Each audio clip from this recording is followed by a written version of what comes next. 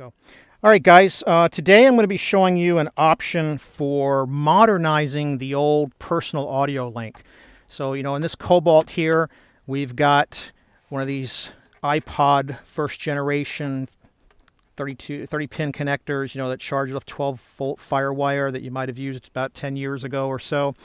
And you can plug in a 12 to 5-volt converter and a lightning adapter and you can still use it. But what if you wanted to get Bluetooth? What's actually possible?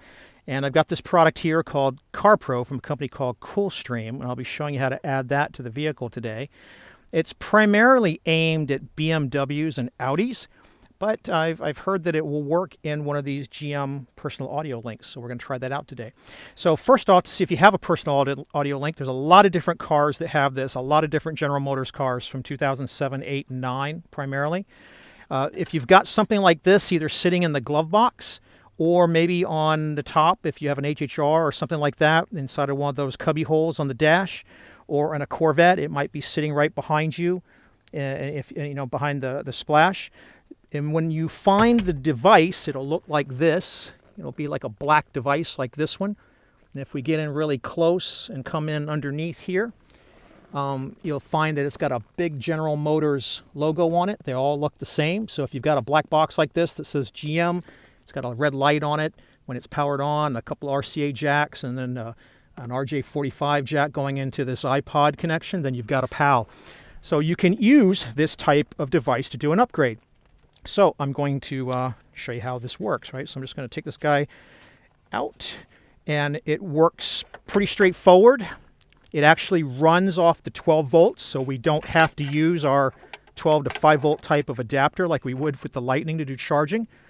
We can just hook this guy up, and when he starts getting power, he'll start doing this blue flashing. And I can actually come in here to my Bluetooth panel on the iPhone. This is like a brand new type of iPhone 11. I can select the CarPro to pair it, and they're all the same. They want to have 4 zeros for the pair. Pair the guy up. It's that simple, and now it's connected. So now let me turn the power on for the car. Actually, I'm going to turn it to accessory. And then I'm going to hop in here and show you this guy working. If I go to XM1 and I've got the iPod selected, it'll play whatever's playing on the phone through Bluetooth now because of this feature. I can go back here and stop this guy and maybe pick a different song, right? Doesn't matter what I pick here.